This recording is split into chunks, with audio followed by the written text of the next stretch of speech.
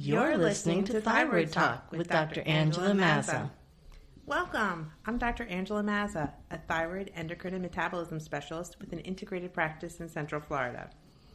Today's topic relates to thyroid hormone replacement options. My goal for this podcast is to define and demystify the thyroid gland and thyroid-related medical conditions.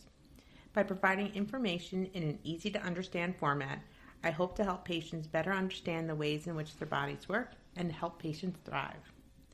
I'm happy that my friend and co-host Dawn Sheffield is here with me today for episode 6. Hey, Dr. Mazza. Thanks so much for inviting me back for episode 6.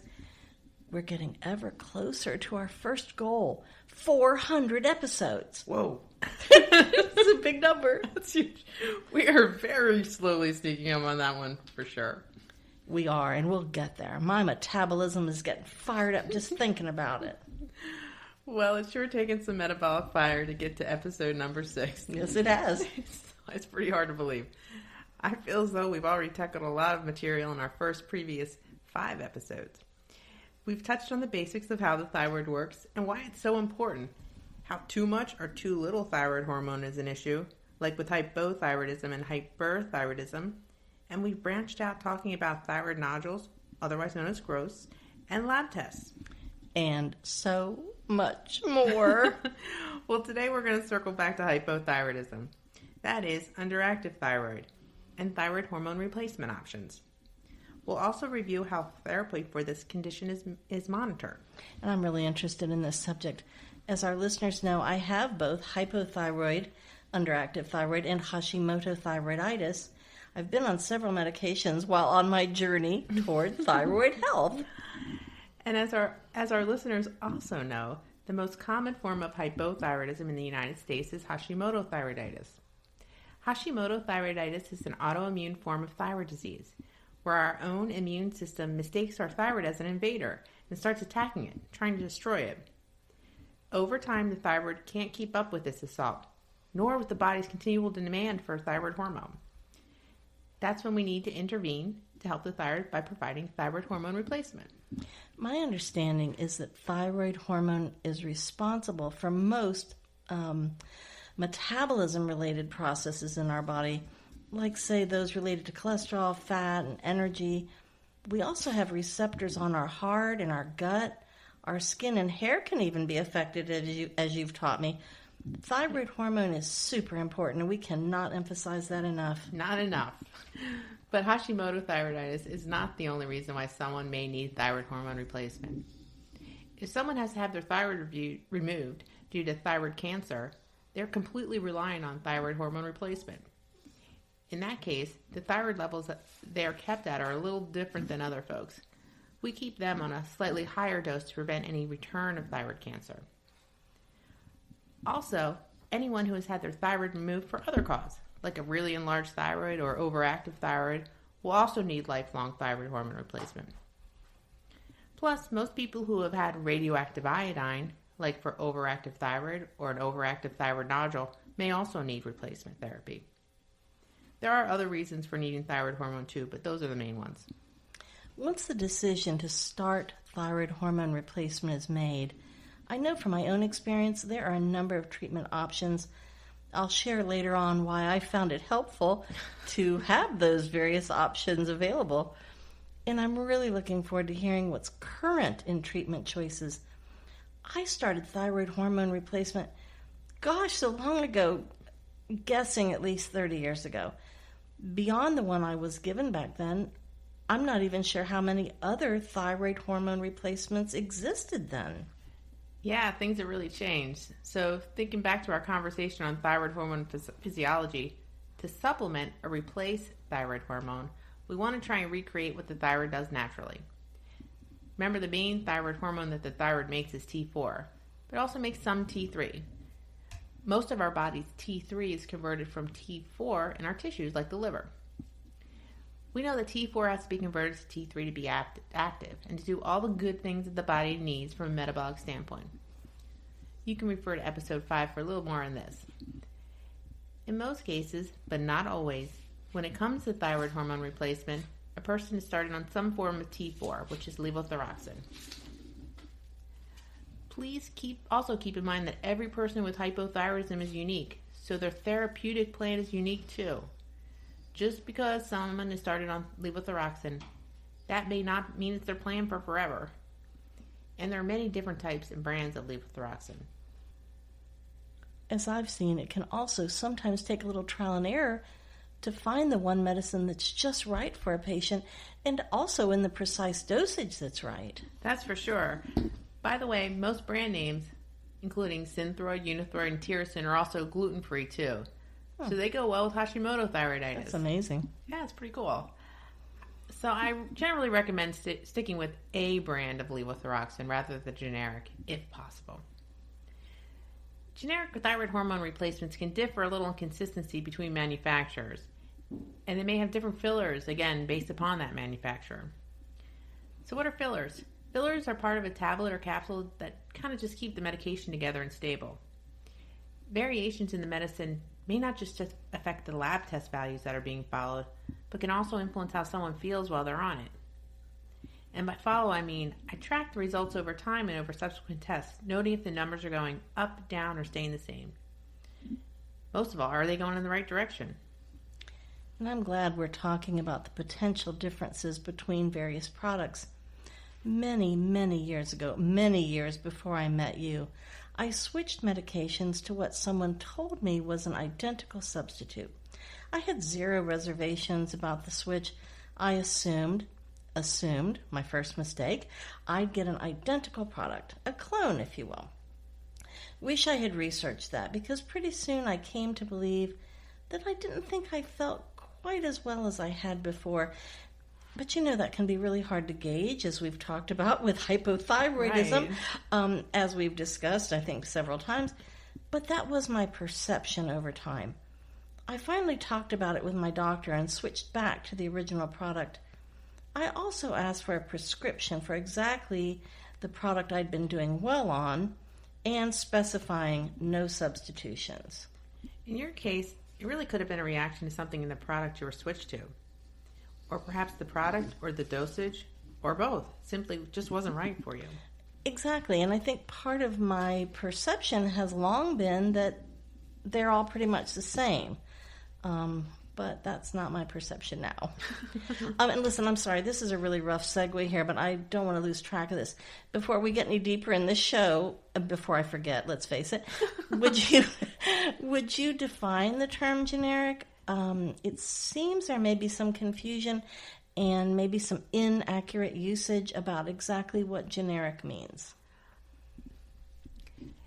Generic medication has the basic chemical structure as its brand name counterpart, but it's just not exactly the same. I couldn't think of counterpart either. I know. What was that word? I lost it. Well, now, interestingly, as far as delivery systems, most of the brand name and generic levothyroxine are in a tablet form. The only one that's different is Tirosine, which is a capsule. There are also a couple liquid ones like Tirosol and Thyroidity that are liquid solutions. Capsules and oral solutions are really great for people with GI absorption problems, which is not uncommon with Hashimoto thyroiditis. I didn't realize until this episode the potential benefits of capsules and liquid formulas. I had no idea, and I didn't even know you could get liquid thyroid medicine. I'm just kind of astonished by that. It's blown away. I just gotten that brain fog again. Do you find that most folks do well on levothyroxine? Well, keep in mind that T4 has to be converted to T3 in order to be fully active. Since not everyone converts T4 effectively to T3, sometimes a synthetic form of T3, known as liothyronine, is either added to levothyroxine, or less commonly, it might be used instead of levothyroxine. One of the benefits of liothyronine is that it has a fairly short half-life, meaning how long the medication stays in the circulation. So it can be adjusted pretty quickly. But levothyroxine has a half-life of about 7 days, making it a little more difficult to make frequent changes. Now that we've talked about synthetic thyroid hormone replacement, let's cover the other types that are available. Sometimes synthetic thyroid hormone replacement is not the best or only choice for a person with hypothyroidism. Luckily, different formulations of desiccated thyroid hormone are available. This type of replacement is considered natural because it comes from an animal source. Desiccated thyroid hormone is derived from porcine, that is, pork, thyroid. It contains not only T4 and T3, but also additional components of thyroid hormone. The T4 to T3 ratio is similar to what is found in our own human thyroid, at a ratio of about 4:1. One downside of desiccated thyroid hormone replacement, specifically in Hashimoto thyroiditis, is that it may cause an increase in thyroid antibodies. That's why it's important that antibodies are followed along with the lab values. And that makes sense. Are synthetic and desiccated thyroid hormone replacement the only options, though? What if you feel someone needs a little, I don't know, I'll say fine-tuning? A little more fine-tuning. That's where compounding comes in handy. A compounding pharmacy is a pharmacy that makes specific doses of medications that are tailored to a person's needs. Pharmacy compounding is a valuable option when it comes to thyroid hormone replacement for either T4-T3 combinations or for desiccated thyroid hormone. In that case, it's known as thyroid USP. The beauty of compounding is that with a reliable compounding pharmacist, there are almost unlimited dosing choices with little to no fillers. The T4-T3 combinations can be tailored to fit a person's needs in any ratio. But the thyroid USP will still remain at that fixed ratio of 4:1 with adjusted milligram or grain doses. These meds can be compounded in different types of capsules too, including gluten-free or sustained release. And depending upon the pharmacist, tablets might also be an option. Word of warning, it is very important to go to a reliable compounding pharmacy. There really are only a few that I personally use on a regular basis, so ask your healthcare provider for a trusted source and do your homework ahead of time. I know what you monitor for me in my lab results, but in general, what specific lab tests do you order and follow to monitor therapy for thyroid hormone replacement? Well, the traditional follow-up on management of Hashimoto thyroiditis is based mainly on lab test results that include TSH and sometimes free T4. This might work well for some patients, but a person's not a lab value, right? So the successful monitoring management of thyroid hormone replacement is based not only on lab test results, but also relative to an individual's clinical symptoms. There is no cookie-cutter recipe for sure. For example, follow-up lab tests are generally recommended about 6 to 8 weeks after new therapy is started. Follow-up on their symptoms is always important to go along with those lab testing. Remember that TSH is an indirect measure of thyroid function. So TSH originates from a combined hypothalamus and pituitary reaction to circulating thyroid hormone levels, mainly T4 and T3. TSH does not give the whole picture. All the thyroid hormones, including reverse T3 as well as thyroid antibodies, really need to be followed. Just like you need one more puzzle piece to complete the puzzle. If you don't have it, the puzzle's not finished. Exactly. Measuring both T4 and T3 levels gives us a lot more information than just looking at the TSH. There's an analogy to diabetes that's pretty true. In diabetes, insulin is released from the pancreas in response to blood glucose levels. So if a person's being treated for diabetes, insulin levels are not what it's followed on a regular basis, but instead it's measures of blood glucose that are checked. What's more, monitoring both T4 and T3 can help dictate what the best method of therapy may be for a person.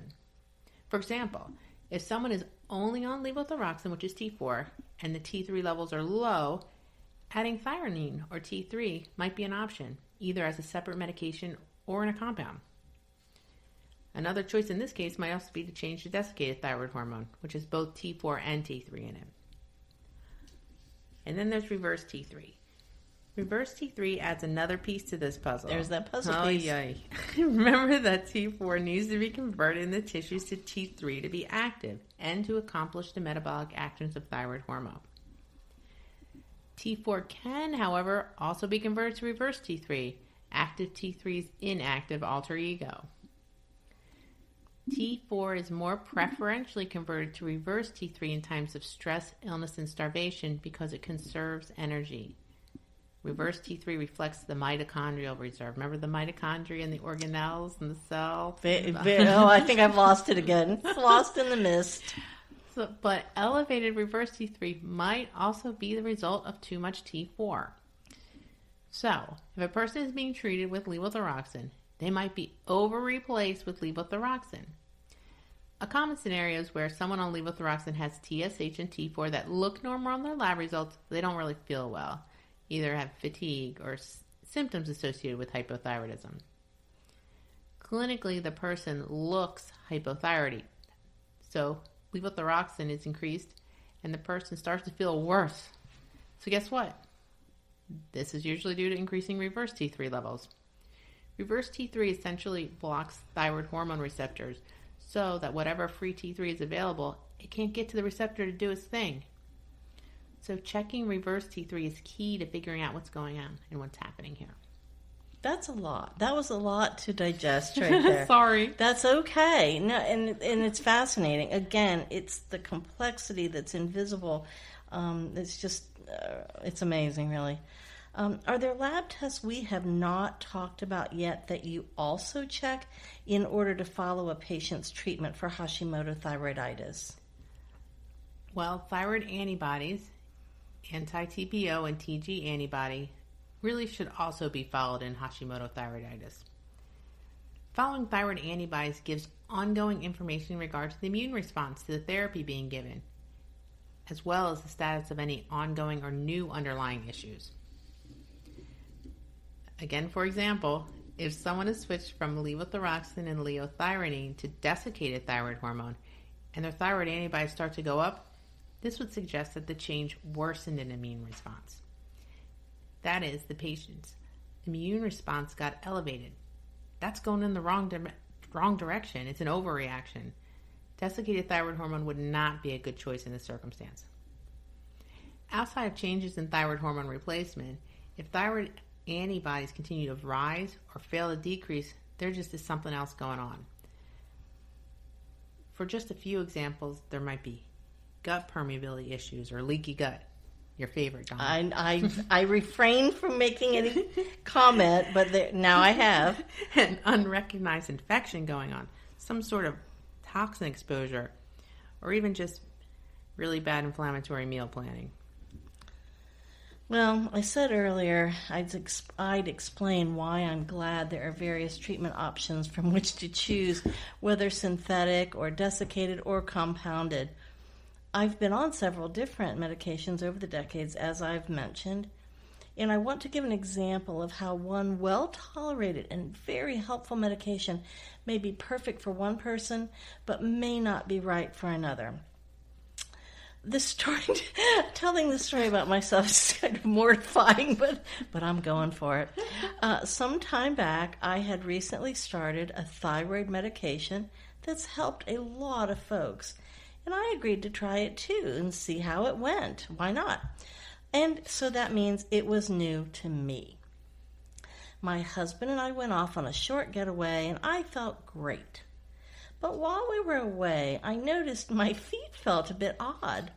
I looked at them and saw they were really swollen, and so were my ankles. Cankles! Oh, dear God. Cankles. I'd never experienced that before. And I'm grateful for that. I was shocked, and I was a bit concerned, but maybe not concerned enough, since I'd never had a reaction like that, and I'd never had any reaction to a thyroid medicine that I could see, much less physically measure. Now understand, I am not recommending that you do what I did next.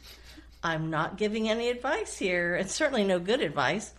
Especially since two things I probably should have done are the same two things I did not do.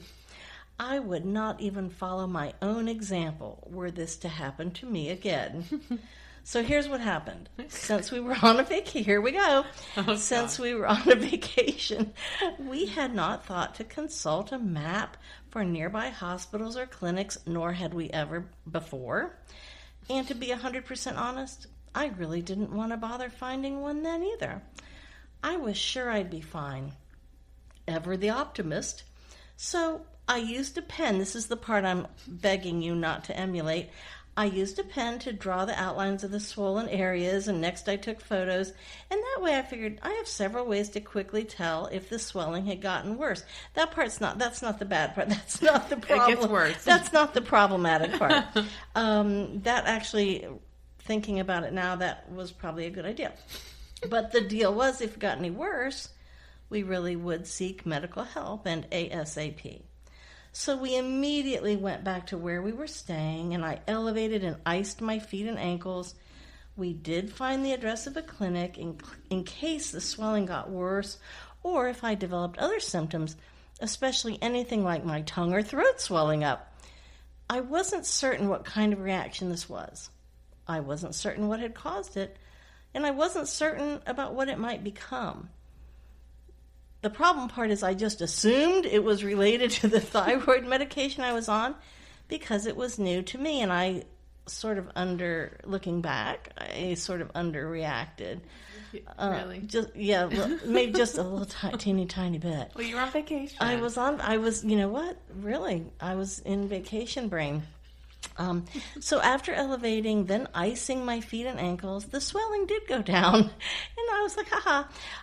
I did not take any more of that thyroid medication. I drank a crazy amount of water to try to flush out whatever was causing the reaction. And of course I shouldn't say of course, because that might not be obvious.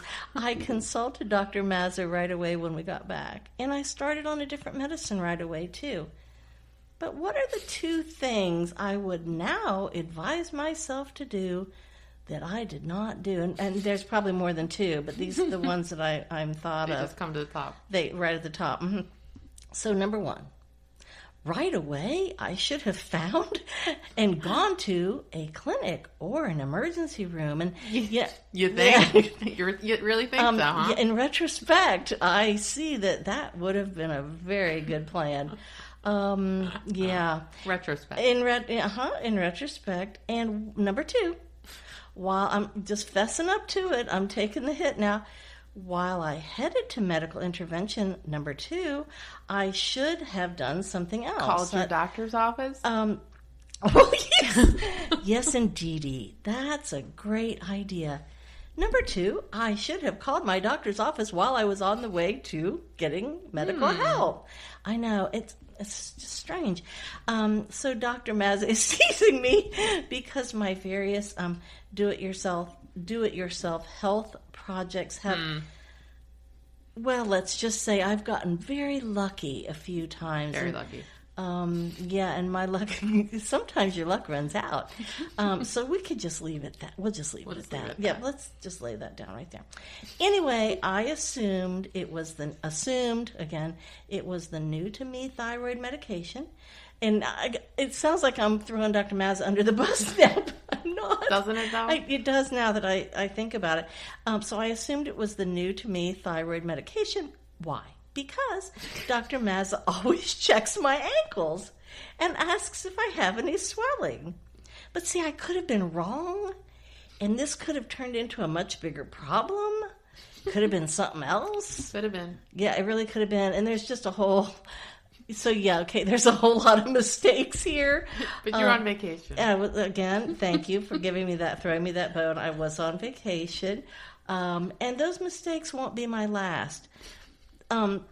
Except technically pulling stunts like that, those mistakes could have been my last, to be honest, right? So there you have it. I'm fessing up.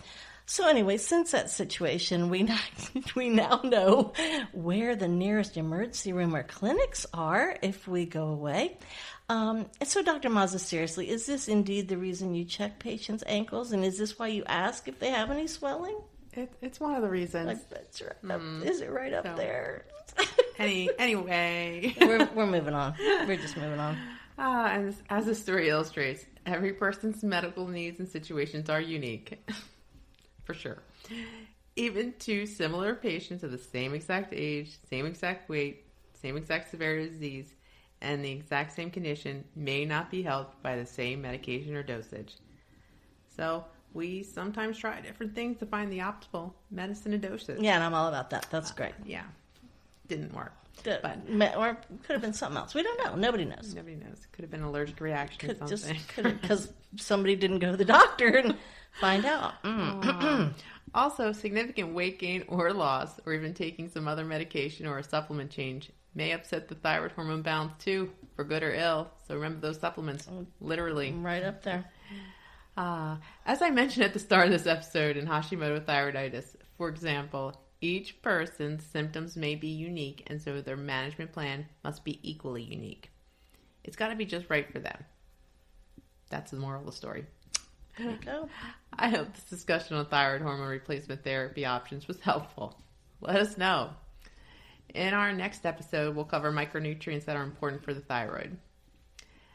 I wanted to do this podcast to provide life-saving education and encourage folks to see a doctor in time to prevent or minimize damage. That's deeply fulfilling. Especially that, Dawn.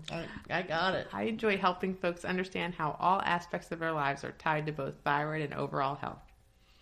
As always, my goal is to help us live more fulfilling lives by taking control of our health and thus feeling our best. In fact, this is why I went into endocrinology. It's a medical art that combines science with the study of our lives and all that they encompass.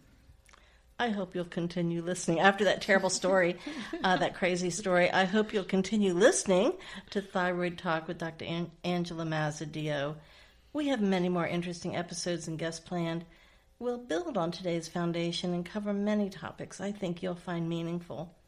To recap just some of what we covered here, and not necessarily in this order: what thyroid hormone therapies are available, the difference between levothyroxine and liothyronine, the difference between brand and generic levothyroxine, the importance of laboratory monitoring, why we check reverse T3 in monitoring, the importance of monitoring thyroid antibodies in Hashimoto thyroiditis, and synthetic, desiccated, and compounded thyroid hormone replacement options. Best of all, we learn that we can impact our thyroid health. And as Dr. Mazza mentioned, in our next episode, number 7, I'm so excited. We'll discuss micronutrients that are important for the thyroid and its optimal function. We welcome your comments, maybe not about my story, maybe. I already know it's crazy. I already got it. She doesn't need to hear about it. I already got it. Yeah. But we do welcome your comments, show ideas and questions for future episodes, just not about that story. Please send them to thyroidtalk.mazza@gmail.com. We may disclose your general location on air, the city or town, for example, but we will not read your name nor your address on the show. And don't forget to ask your healthcare provider about any specific questions regarding your wellness. This podcast is meant for educational purposes only.